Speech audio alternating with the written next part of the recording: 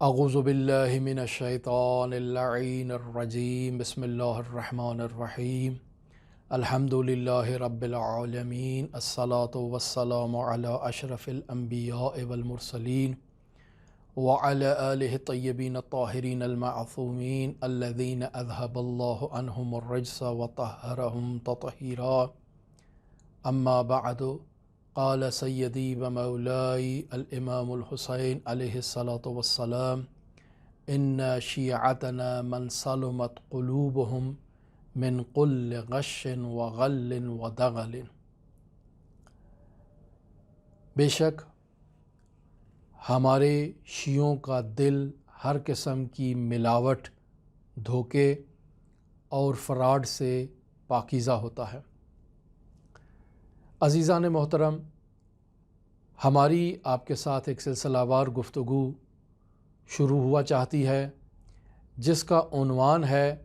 अहले बैत के शिया को कैसा होना चाहिए। हम अपनी इस गुफ्तगू में हज़रात मासूमीन अलैहिमुस्सलातु वस्सलाम की रिवायात की रोशनी में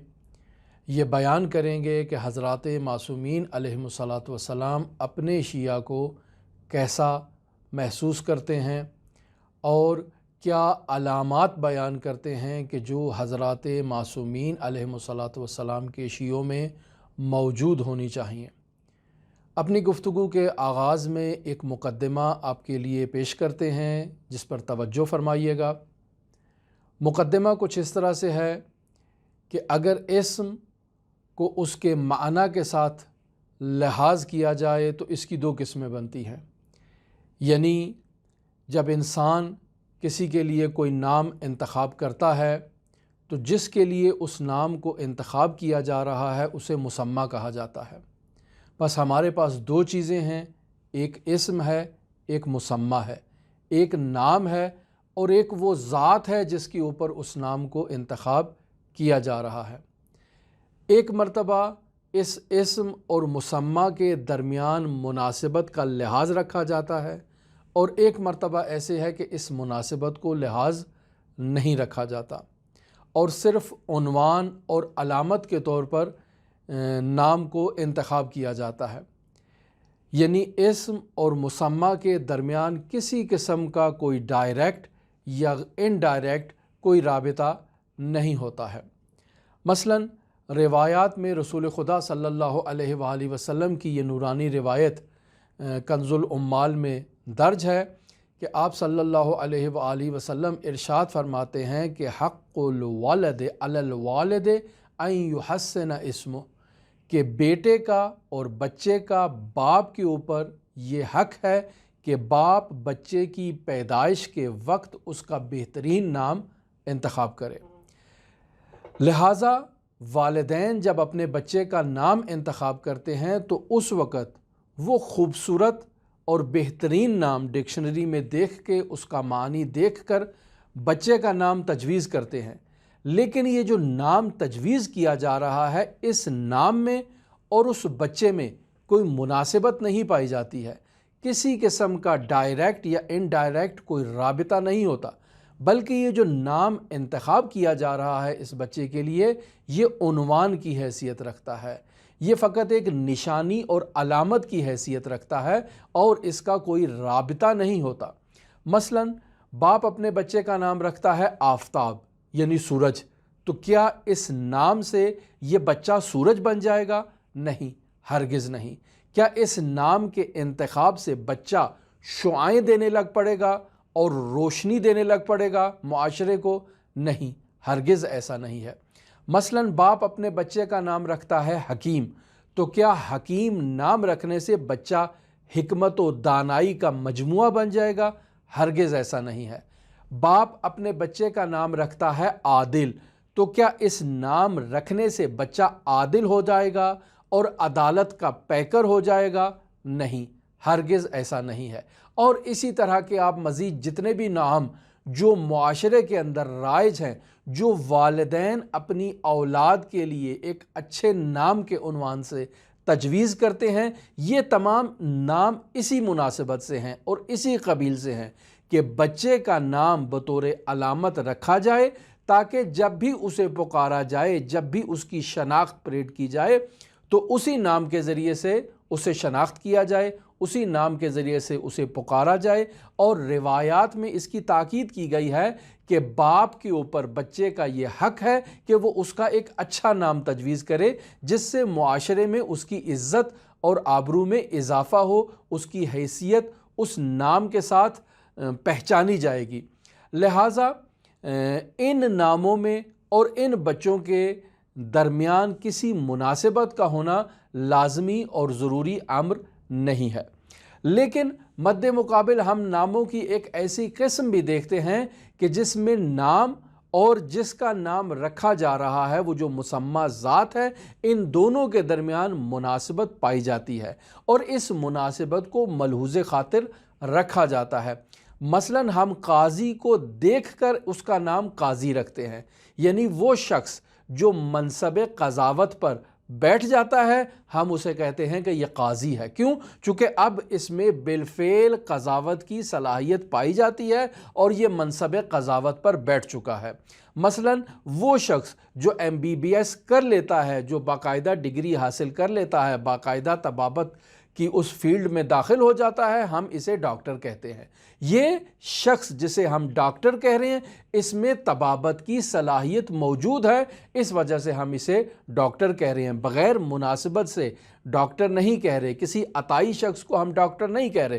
بلکہ اس شخص کو ڈاکٹر کہہ رہے ہیں، اس شخص کو معالج کہہ رہے ہیں، اس شخص کو طبیب کہہ رہے ہیں جس میں صلاحیت طبابت کی پائی جاتی ہے۔ اسی طرح ہم اگر کسی شخص کو انجینئر کہہ رہے ہیں تو اس شخص میں اس انجینئر کی صلاحیت پائی جا رہی ہے، اسی وجہ سے ہم اس کو انجینئر کہہ رہے ہیں۔ تو در حقیقت ان اسامی سے ہم یہ بتانا چاہتے ہیں کہ مسمى ان ناموں کا حقیقی مصداق ہے، لہٰذا اس وجہ سے اس پر یہ نام فٹ کیا گیا ہے۔ بس دو نام آپ کے سامنے ظاہر ہو گئے۔ پہلے نام وہ ہیں کہ جن میں اور مسمى کے درمیان کسی قسم کی مناسبت نہیں ہوتی ہے، بلکہ وہ علامت کے طور پر اور نشانی کے طور پر رکھے جاتے ہیں، جبکہ دوسرے نام ایسے ہیں کہ جن میں باقاعدہ مناسبت پائی جاتی ہے اور وہ ایک حقیقت کو ظاہر کرتے ہیں اور ایک حقیقت کو بیان کرتے ہیں ہمارے لیے۔ ہم آپ کی خدمت میں شاہد مثال بھی پیش کرتے ہیں۔ مثلاً خداوند متعال کے تمام اسامی کہ جو اسماء حسنہ بزرگان لکھتے ہیں کہ جن کی تعداد محدود نہیں ہے، لیکن پھر بھی 100 اسامی جو درج کیے گئے ہیں بعض کتابوں میں، یا 99 اسامی خداوند متعال، یہ جو اسامی ہیں یہ خداوند متعال کی ذات میں موجود حقیقت کو ہمارے سامنے ظاہر کرتے ہیں۔ مثلا خداوند متعال رحمان ہے، رحیم ہے، کریم ہے، غفور ہے، علیم ہے۔ یہ جو اسامی خداوند متعال کی ذات کے متعلق بیان کیے جا رہے ہیں، یہ اسامی اس بات پر دلیل ہیں کہ خداوند متعال کی ذات ان صفات سے متصف ہے، یعنی یہ صفات اس کی ذات میں موجود ہیں اور اس کی عین ذات ہے، اس کی ذات کے باہر سے اس کی ذات پر عارض نہیں ہوئی ہیں، اس کی ذات میں یہ خصوصیات پائی جاتی ہیں اور یہ صفات پائی جاتی ہیں۔ اسی طرح قرآن مجید میں اگر متقین کا لفظ استعمال ہوا ہے تو اس کا مطلب یہ ہے کہ یہ کلمہ جن ذوات کے لیے استعمال ہو رہا ہے ان ذوات میں تقویٰ کی صلاحیت پائی جاتی ہے، یعنی وہ ذوات تقویٰ سے متصف ہے۔ یا قرآن مجید میں اگر کسی کو محسنین کہا گیا ہے تو اس کا مطلب یہ ہے کہ یہ احسان کرنے والے محسنین ہیں۔ یا اگر قرآن مجید میں کسی کو صالحین کہا گیا ہے تو اس کا مطلب یہ ہے کہ وہ ذات جس کے لیے یہ نام صالح انتخاب کیا گیا ہے وہ ذی صلاح ہے، یعنی اس کے اندر صلاحیت ہے، صلاح کرنے والی توان اس کے اندر پائی جاتی ہے۔ یا قرآن مجید میں اگر کسی کو مخلصین کہا گیا ہے تو اس کا مطلب یہ ہے کہ وہ ذات اخلاص کا پیکر اور مجموعہ ذات ہے۔ اسی طرح قرآن مجید میں اگر کسی کے لیے شیعہ کا لفظ استعمال ہوا ہے تو اس کا مطلب یہ ہے کہ وہ ذات جس کے لیے شیعہ کا لفظ استعمال ہو رہا ہے وہ ذات حقیقی طور پر پیروکار ذات پائی جاتی ہے۔ لہٰذا ہم دیکھتے ہیں کہ قرآن مجید میں سورہ صافات کی آیت نمبر 83 میں حضرت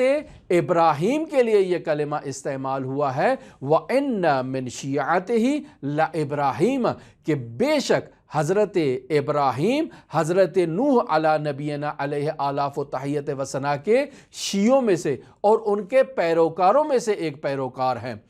یہاں پر حقیقت امر کی طرف اشارہ کیا گیا ہے، یعنی یہ بیان کرنا چاہ رہے ہیں کہ حقیقت میں حضرت ابراہیم حضرت نوح علی نبینا و علیہ آلاف و تحیت و ثنا کی فکری اور عملی سیرت کے اوپر عمل پیرا تھے اور ان کے پیروکار تھے۔ تو یہاں سے ہم اس تمام گفتگو سے یہ نتیجہ آپ کے سامنے پیش کرنا چاہتے ہیں کہ جب بھی حضرت امیر المؤمنین علی ابن ابی طالب یا حضرات ائمہ معصومین یا حضرات اہل بیت علیہم الصلاۃ والسلام کے شیعوں کا ذکر ہوتا ہے تو یہاں پر مراد کیا ہوتی ہے؟ کیا وہ مراد ہے کہ جو نام رکھا گیا ہے ان کے چاہنے والوں کے اوپر، ان کے محبوں کے اوپر، یہ نام اس لیے رکھا گیا ہے کہ یہ ایک علامت کے طور پر ہو، یعنی ان کے درمیان اور حضرات ائمہ طاہرین علیہم الصلاۃ والسلام کے درمیان کسی قسم کی کوئی مناسبت نہ پائی جائے، صرف ان کے درمیان ایک حب کا تعلق ہے، یہ لوگ ان سے محبت کرتے ہیں، ان کے چاہنے والے ہیں، اس وجہ سے ان کو شیعہ کہا جاتا ہے۔ کیا یہ ہے یا نہیں؟ جب کسی کو شیعہ کہا جاتا ہے تو یہاں مراد یہ ہے کہ یہ ذات حضرات اہل بیت علیہم الصلاۃ والسلام کی سیرت اور تعلیمات کا عملی مجسمہ ہے۔ حضرات اہل بیت علیہم الصلاۃ والسلام اس سلسلے میں کیا کہنا چاہتے ہیں؟ ہم یہاں یہ دیکھتے ہیں کہ حضرات اہل بیت علیہم الصلاۃ والسلام کی نگاہ میں اگر کسی کو شیعہ کہا جائے تو مراد یہ ہے کہ ایسے افراد جو اہل بیت علیہم الصلاۃ والسلام کی معرفت رکھتے ہوں، ایسے افراد جنہوں نے اپنا طرز زندگی حضرات اہل بیت علیہم الصلاۃ والسلام کے طرز زندگی کو اپنا کر بنایا ہو، یعنی ایسے افراد جو حقیقی شیعہ ہوں، جنہوں نے محبت، پیروی اور اطاعت کی بدولت حضرات اہل بیت علیہم الصلاۃ والسلام کی مرضات اور خوشنودی حاصل کر لی ہو، یعنی یہ وہ افراد ہیں جو حضرات اہل بیت علیہم الصلاۃ والسلام کی مرضات کا مجسمہ بن چکے ہیں اور پیکر ہو چکے ہیں۔ تو یہاں سے ہمارے لیے یہ بات واضح ہو جاتی ہے کہ شیعہ میں اور محب اہل بیت میں فرق ہے۔ یعنی اگر کوئی شخص کہتا ہے کہ میں محب اہل بیت ہوں تو اس کا لازمہ یہ نہیں ہے کہ وہ شیعہ اہل بیت بھی ہو، اور جو شخص کہہ رہا ہے کہ میں شیعہ اہل بیت ہوں اس کا لازمہ یہ ہے کہ یہ شیعہ بھی ہے اور محب اہل بیت بھی ہے۔ یعنی ایک طرف سے شیعہ کے اندر محبت بھی پائی جاتی ہے اور اطاعت بھی پائی جاتی ہے، لیکن محب کے لیے اطاعت کا ہونا ضروری نہیں ہے، یہ صرف محب ہے، لقلقۂ لسانی ہے، یعنی زبان سے کہہ رہا ہے کہ میں اہل بیت علیہم الصلاۃ والسلام کا شیعہ ہوں، اہل بیت علیہم الصلاۃ والسلام کا محب ہوں، لیکن عملی طور پر یہ حضرات اہل بیت علیہم الصلاۃ والسلام کی سیرت اور تعلیمات سے عاری ہے، یعنی اس کی ذات کے اندر حضرات اہل بیت علیہم الصلاۃ والسلام کی تعلیمات راسخ نہیں ہوئی ہیں۔ لہٰذا اسلامی تعلیمات میں جس طرح سے تقویٰ اور ایمان اور محبت کے درجات بیان کیے گئے ہیں جنہیں پہچاننا ضروری ہے، اسی طرح سے اسلامی تعلیمات میں محب اور شیعہ کے درمیان بھی فرق بیان کیا گیا ہے، عین اسی طرح جس طرح سے اسلام اور ایمان کے درمیان اسلامی تعلیمات میں فرق بیان کیا گیا ہے۔ میں شاہد مثال آپ کی خدمت میں پیش کرتا ہوں، سورہ حجرات کی آیت نمبر 14 ہے۔ خداوند متعال ارشاد فرما رہا ہے کہ رسول خدا صلی اللہ علیہ وآلہ وسلم کی خدمت میں کچھ اعراب آتے ہیں، قالت الاعراب، اور آ کر رسول خدا صلی اللہ علیہ وآلہ وسلم کی خدمت میں آ کر عرض کرتے ہیں کہ آمنا، ہم ایمان لے کر آئے ہیں۔ تو خداوند متعال رسول خدا صلی اللہ علیہ وآلہ وسلم کو یہ دستور فرما رہا ہے کہ اے میرے حبیب، ان لوگوں سے کہہ دیجئے، قل کہہ دیجئے کہ لم تؤمنو، ابھی تم ایمان نہیں لائے، بلکہ لیکن کہہ دو کہ قولو اسلمنا، ہم اسلام لائے ہیں۔ تو یہاں سے یہ بات واضح ہو گئی کہ اسلام لانا اور امر ہے اور ایمان لانا ایک اور چیز ہے۔ یعنی اعراب نے جب رسول خدا صلی اللہ علیہ وآلہ وسلم کی خدمت اقدس میں پیش ہو کر کہا کہ ہم ایمان لے آئے ہیں، تو رسول خدا نے خداوند متعال کے حکم سے یہ بیان کیا کہ ہرگز ایمان نہیں لائے، بلکہ کہو کہ ابھی تم اسلام لے کر آئے ہو۔ کیوں؟ چونکہ اسلام ایک لقلقۂ لسانی ہے، یعنی زبان سے کہہ دینا کہ اشہد ان لا الہ الا اللہ وحدہ لا شریک لہ واشہد ان محمدا عبدہ ورسولہ۔ یہ زبان سے جو دو کلمے ہم نے جاری کر دیے ہیں، ان کلمات کے جاری کرنے سے ہم دائرہ اسلام کے اندر تو داخل ہو چکے ہیں، لیکن ایمان ابھی ہمارے دل میں داخل نہیں ہوا ہے۔ ایمان کو داخل کرنے کے لیے اس ذکر لسانی کے علاوہ ہمیں ذکر عملی کی بھی ضرورت ہے، یعنی ہمارے اعضاء و جوارح سے باقاعدہ اسلام کا اظہار ہو، یعنی ہم اپنے عمل سے اسلام کو ظاہر کریں، تب جا کر ایمان ہمارے وجود میں داخل ہوگا۔ وگرنہ زبان سے کہہ بھی دیا لا الہ تو کیا حاصل، دل و جان اگر مسلمان نہیں تو کچھ بھی نہیں۔ یعنی زبان سے لا الہ الا اللہ کہہ دینا صرف لقلقۂ لسانی ہے، انسان دائرہ اسلام میں داخل ہو جائے گا، انسان کو مسلمان تو کہا جائے گا، لیکن اسے آدم با ایمان، اسے مؤمن ہرگز نہیں کہا جا سکتا۔ اسی طرح سے حضرت سید الشہداء علیہ آلاف و تحیت و ثنا کی خدمت میں بھی کچھ لوگوں نے آ کر عرض کی، یبن الرسول اللہ ان من شیعتکم، امام حسین کی خدمت میں آ کر یہ لوگ عرض کر رہے ہیں کہ اے فرزند رسول، ہم آپ کے شیعہ ہیں، ہم آپ کے محب ہیں، ہم آپ کے پیروکار ہیں، ہم آپ کے چاہنے والے ہیں۔ تو امام حسین علیہ آلاف و تحیت و ثنا نے انہیں جواب میں کہا کہ قال اتق اللہ، اللہ کا تقوی اختیار کرو، ایسے کلمات کو اپنی زبان پر جاری نہ کہو، ولا تدعین شیئا، یعنی ایسا دعویٰ نہ کہو کہ یقول اللہ لکا، یعنی اللہ تمہیں یہ کہے کہ کذبتا وفجرتا فی دعواک، یعنی تم نے اپنی زبان سے کذب اختیار کیا ہے، فسق و فجور کیا ہے، اور ایک گمراہی پر مشتمل جھوٹا دعویٰ کیا ہے۔ یعنی زبان سے کہہ دینا کہ انا من شیعتکم ہرگز امام حسین علیہ آلاف و تحیت و ثنا کو قابل قبول نہیں ہے۔ پھر حضرت سید الشہداء علیہ آلاف و تحیت و ثنا ارشاد فرما رہے ہیں کہ میرا شیعہ کیسا ہوگا، ان شیعتنا، بے شک ہمارے شیعہ کیا ہے، من سلمت قلوبہم عن کل غش وغل ودغل، بے شک ہمارے شیعوں کے دل جو ہیں وہ ہر قسم کی ملاوٹ سے، ہر قسم کے دھوکے سے اور ہر قسم کے فراڈ سے پاک و پاکیزہ ہوتے ہیں۔ پس زبان سے کہہ دینا کہ انا من شیعتکم کافی نہیں ہے، بلکہ ان کے وجود میں حب اہل بیت کے علاوہ